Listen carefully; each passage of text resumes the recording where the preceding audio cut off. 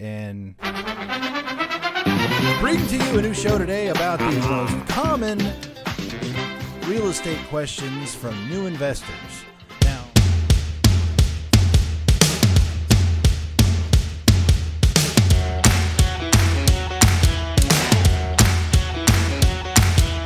welcome to the closing table with the Money Guys, Sidney Young and Jared Parrish.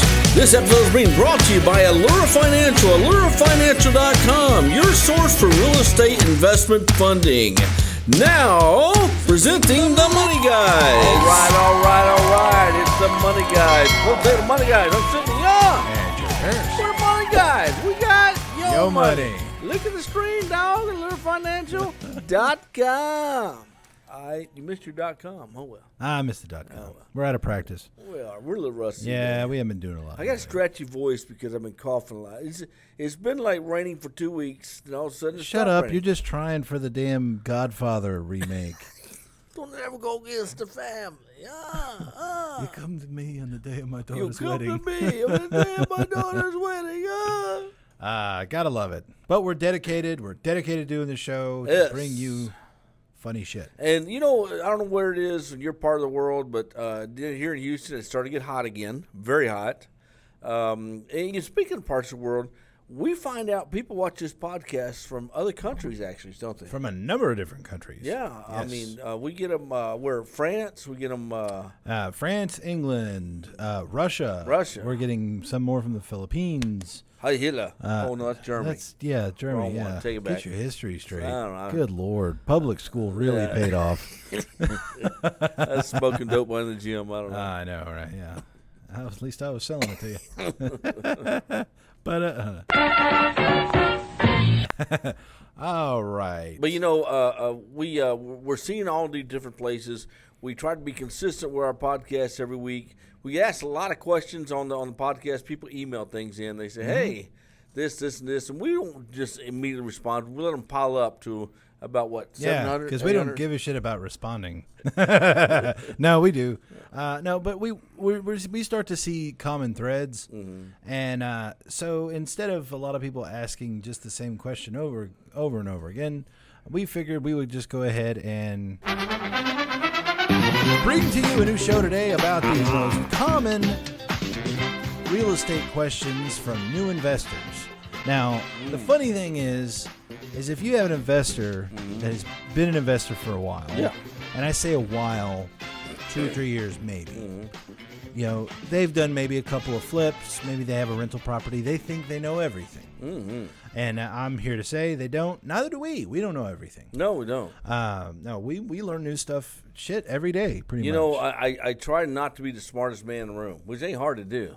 So, you know, but you know, every time I go to a meeting somewhere, I try to listen, learn, and absorb. Even if I know it all, I will listen, learn, and absorb as much as I can to a Yes. certain extent. Be SpongeBob. So yeah, Absorb. be square.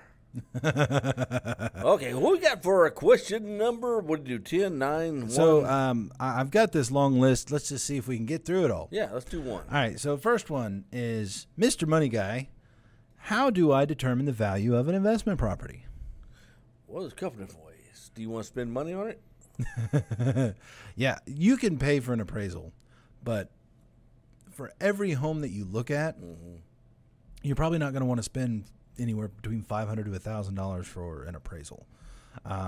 That's going to get costly because then, I mean, you're going to need to start learning how to pull your own comps. So that really Yes. comes down to a comparative market analysis. He nailed it. Why spend all that money if it doesn't turn out to be the property that you're going to do anyway? Now, if you've kind of gone through your due diligence and you've been able to ascertain, man, this looks like a really good property, then you can move forward with an appraisal. So once you put an appraisal, then it's going to be somebody else's opinion as far as what's And then there's different types of appraisals you can order. The desktop, the ARV appraisal, the as-is appraisal, all this, you know. So yeah, and it kind of depends on what you're intending on utilizing the property for. But yeah, how to figure it out? A real simple way to do it, just as a preliminary check. I like to go to Zillow. Now, a lot of investors out there go, man, what the fuck this guy talking about Zillow? Oh, my God. But look at that He map. didn't know what he's talking about. Shit. But you can go to the map and you can look up recently sold. So it's very easy to compare side by side square footage, how far it is from the other property, and look up recently sold, so you know what it sold for. So if you've got 5 homes within a half-mile radius that sold for $260,000, and we're talking comparative bedrooms and bathrooms and total square footage. Those are the 3 things. You want to be 400 square feet plus or minus of the subject property square footage. Yeah, I mean, depending on the total amount. I mean, if you're looking at a 1,200 square foot home, you want to make sure you're within just a couple hundred square foot. So get you 3 of them.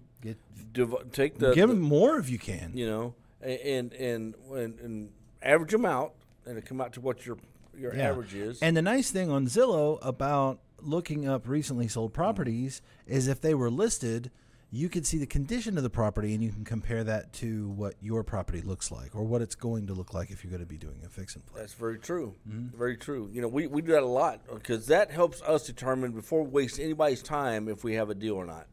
Definitely. And it's just a quick, easy, and free way to check out the value of your property. Or call Lure Financial. Ask for Jared. Jared will look up for you and charge you $1.50. Get him to do the $1.50. work for you. That's a great suggestion. I'd laugh. I'll cough if I did. Okay, I did it. All right. Next question we've got.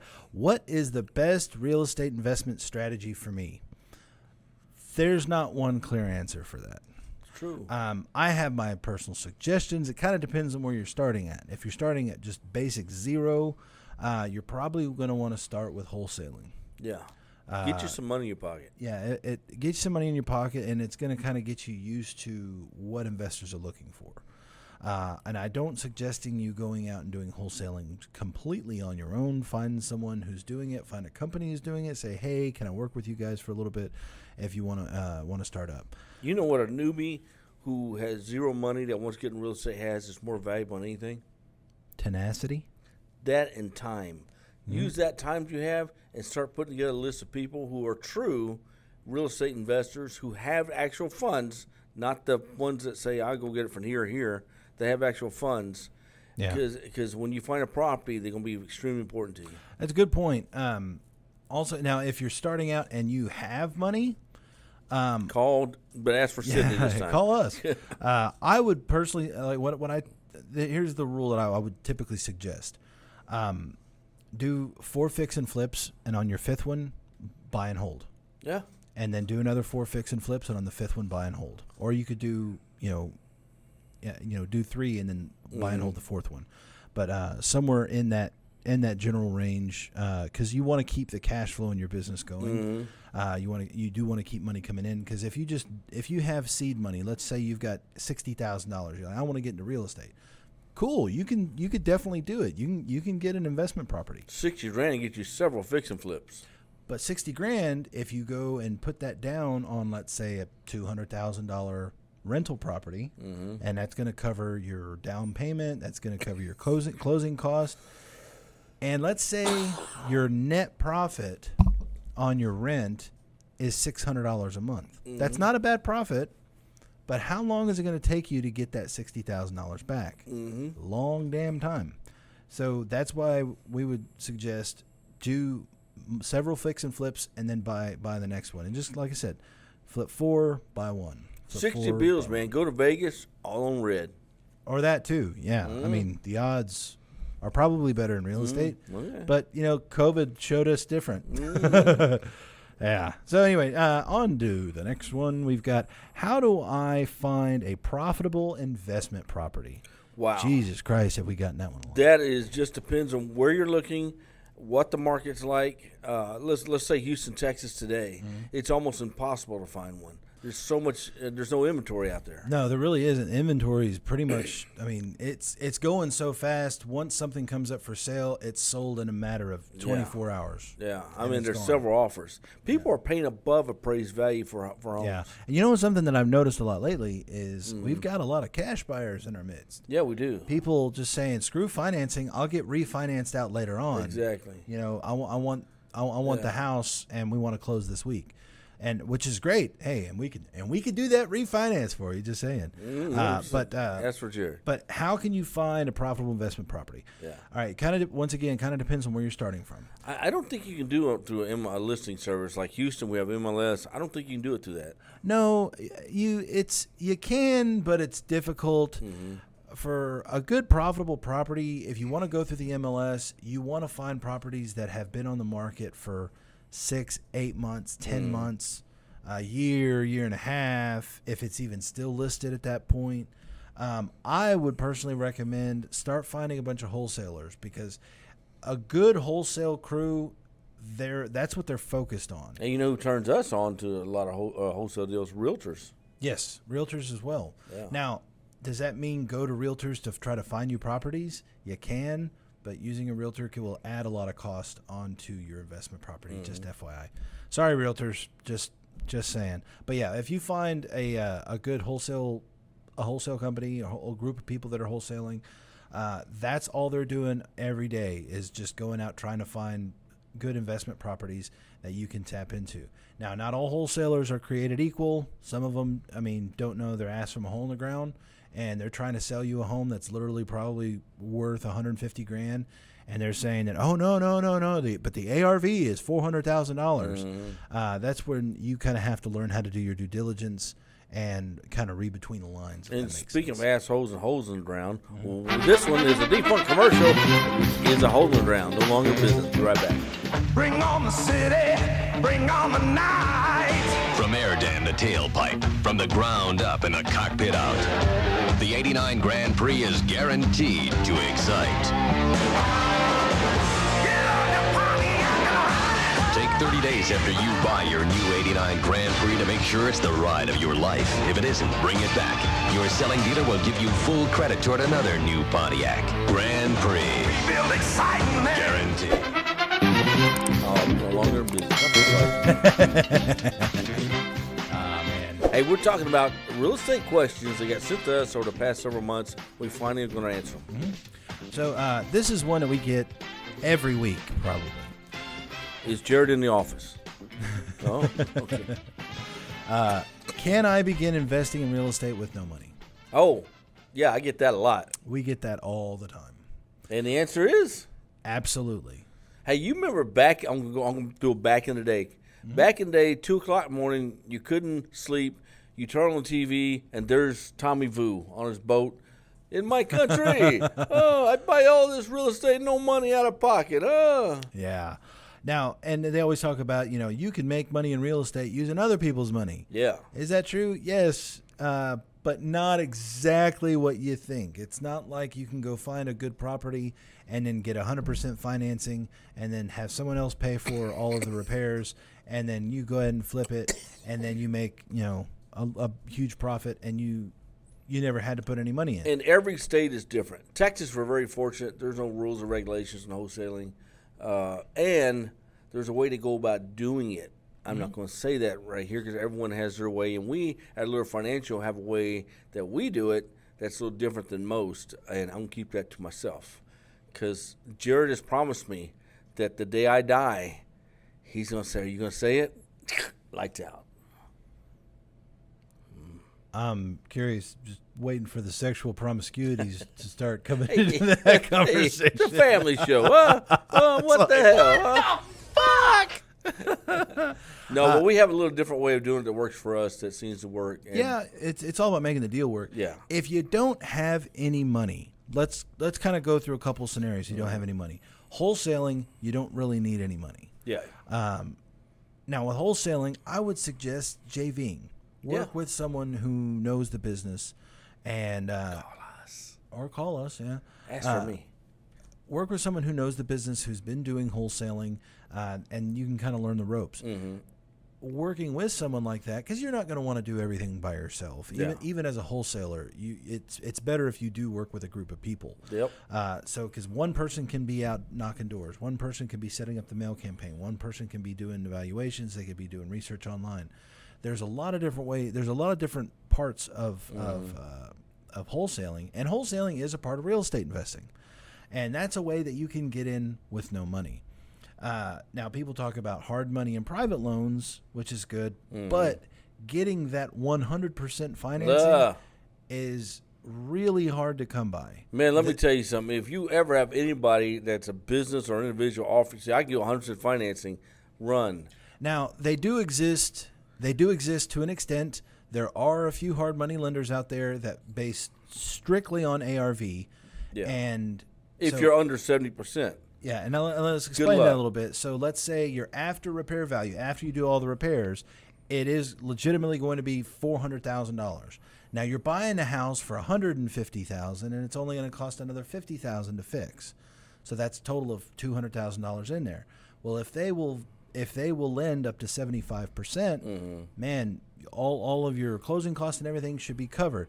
But those types of lenders are very few and far between, especially after the pandemic and everything that happened there. They're a little bit more. Most of them will not roll your closing conservative. costs in there. You got to at least come to the table with that. Yeah, But it does happen. it happens. But right It happens. now, with the way the real estate market is, it's hard to tough. find a house that has that much wiggle room in it to allow for them to even roll in your down payment. And if you call a hard money lender, a private funder such as Allure Financial, we're going to ask you some very straightforward questions because not to be rude or anything, we're kind of qualifying that you know what you're doing. We're going to ask you for your liquidity, how much money you got in the bank.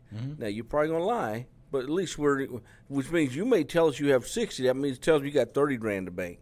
Okay, if we're dealing with a $100,000 home, we can still play ball.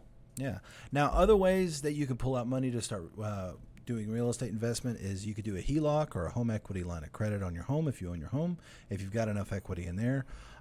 If you've got a lot of money into an IRA, 401k, some type of retirement account, you can take a loan against that. Are you buying? Are you doing a fixed flip from your family members? We can create a second. Yep, you can do that as well. So there's a few different ways you can get in it with no money, but the best way to really start out and really learning it with the least amount of risk and with the best upside potential as far as no money, do wholesaling. That's going to be your best. And if you don't understand what wholesaling is, I'm being serious. Call Allure Financial. We'll help you out for free. Yeah. Now, next question. Is real estate investing easier if I already own the property? Damn right. Yeah. If you already have a property, you've got equity. Now, if you're trying to buy another property and you have one, you can do a cash out refinance. You could pull equity out and use that new money to go ahead and buy cross the other one. collateralization. That's correct. There is cross collateralization. If you already own a home, and let's say I own it free and clear, but I don't want to sell it because I'm renting it out, no problem. We can do a cash out refinance on it. We Pull do the it all the equity out, time. and you can use that as another down payment. Yep. And so that you're in a great position if you're in that position. Yes, absolutely. And I mean, and there's more ways to it. I mean, you could take, if you do a cash out refinance on one, and you buy a property that has enough equity in it. Once you close on that property, we can do a cash out refinance. You can pull your seed money out of that and roll it into the next one. And if you buy another house with enough equity with that money that you just put into it, then we can cash out refinance that one. You could take that same seed money and keep rolling that into multiple properties, and really build up a large portfolio of rental properties. And that's a really good way to go about it. So yes, you can get started like that. Now, do I need a real estate agent when buying a property?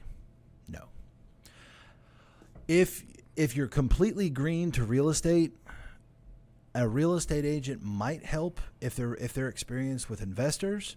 They can point out a few things. Hey, you might want to do this. Hey, you might want to do that. But do you need one? Absolutely not. The paperwork is not difficult to fill out. And hell, probably half the time the guy selling it has a real estate agent. Yeah. Yeah. Now, if the seller has a real estate agent, that real estate agent is working on behalf of the seller. Don't expect that real estate agent to really work on your side as well. They'll get the paperwork filled out, but they're not going to really help you out as far as getting the price down or getting concessions, things like that. They do want to sell the home, but you have to remember, they're representing the seller. It's going to be difficult to play both sides of the fence. I agree. Yeah. Any other comments on the You know, realtors? I know he don't like realtors, neither do I.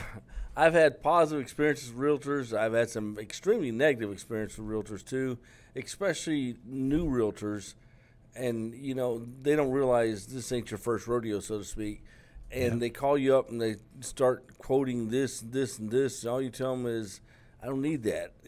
I'm going to get the deal funded. I love it when a realtor calls me and says, we're closing Friday. My next question to them is going to be, oh, so you guys are funding, not Allure Financial. Okay, great. Let me know how that works out for you. We'll close when we done our due diligence. We get it clear to close. Boom, that's when we close. Yeah. Some realtors try to do that. Yeah, they tend to call Jared and tell him I'm an asshole. They email me, say I'm an asshole, and I agree with them. So you're fucking right. I'm an asshole. Yep. And it's just somebody getting pissed off because they don't have control of the situation. No, I'm an asshole. I'm an asshole.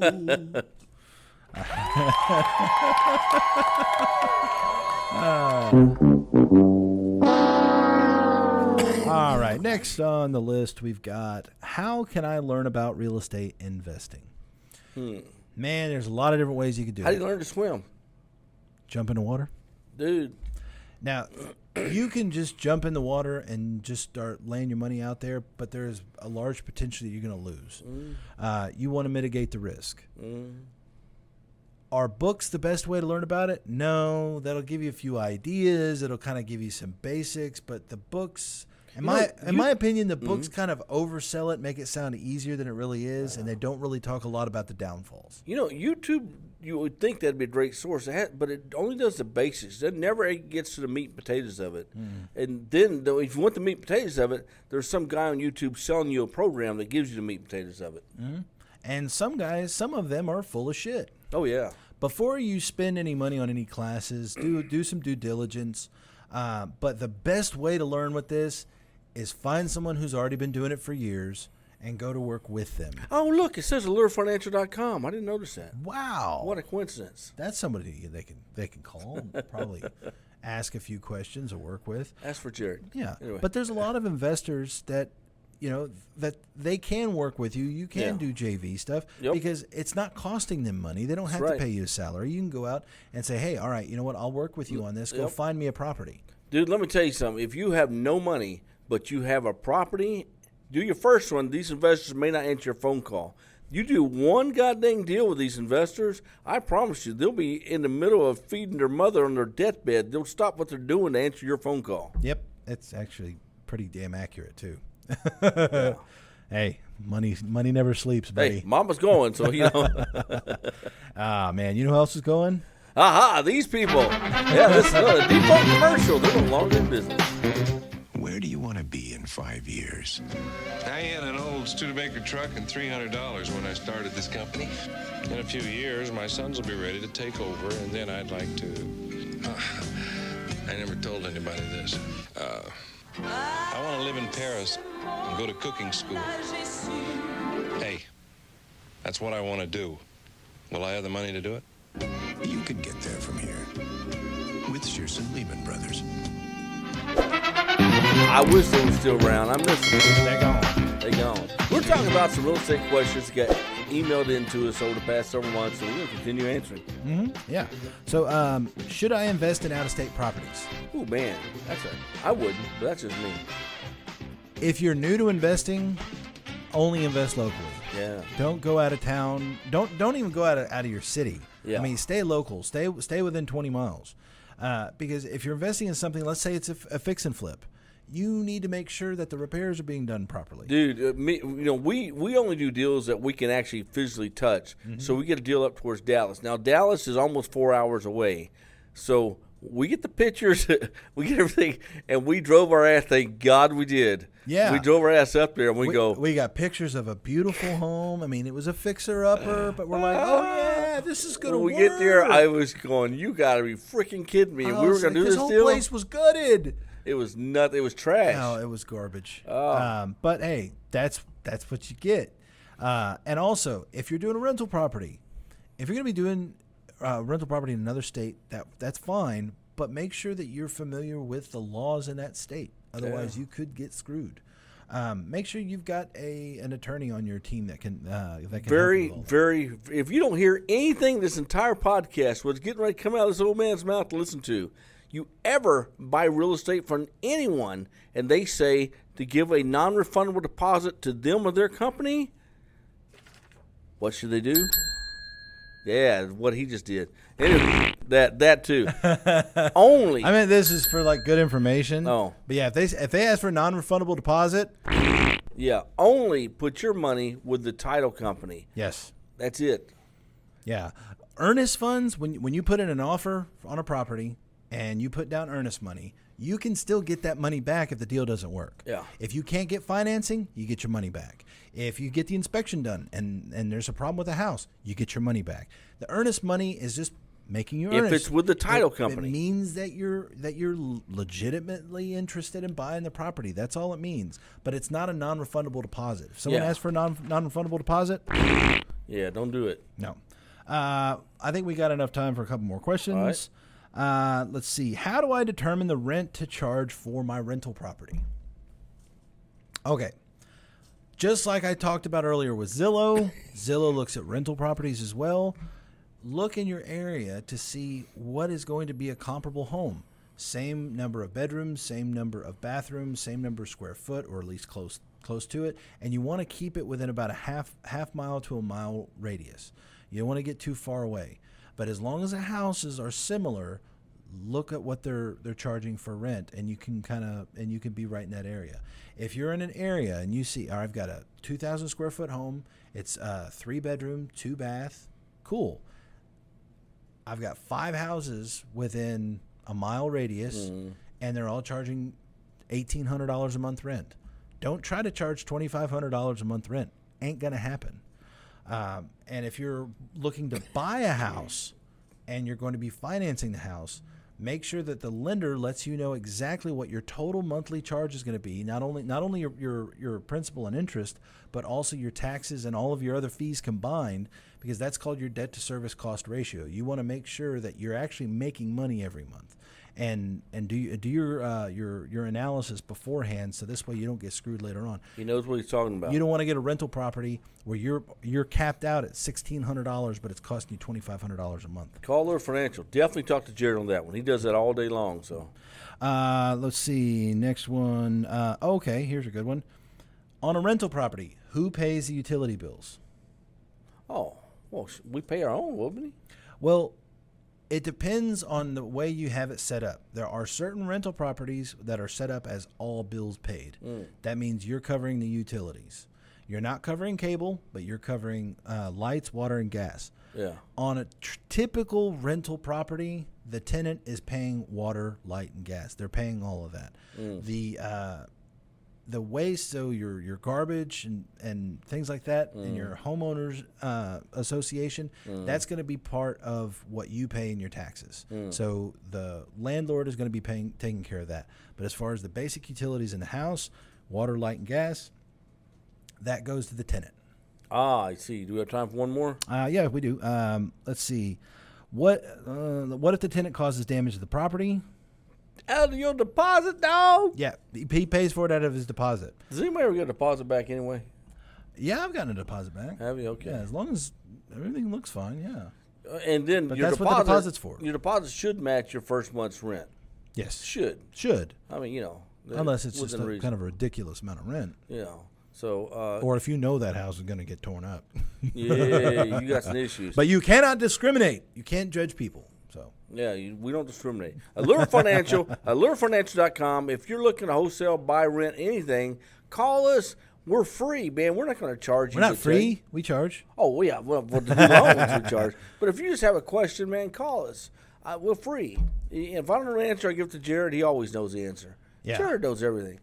I try to pretend like I do. He's good at it. I don't necessarily always know everything, but sometimes I do look like I know everything that I'm talking about. You see, that's all that mean, matters is that you look like you know what you're talking about. Well, as long as we can convince them that I know what I'm talking about. I just put the phone in my ears and I said, I'm on the phone, man. I can't answer that. Get someone else. Yeah. Yeah. No, with every question that you get, you're always just like, you know what? To answer that question, I'm going to need to get you to talk to Jared. This is the Closing Table Money Guys. I'm Sidney Young. And Jared Parrish. We're money guys. We got your money.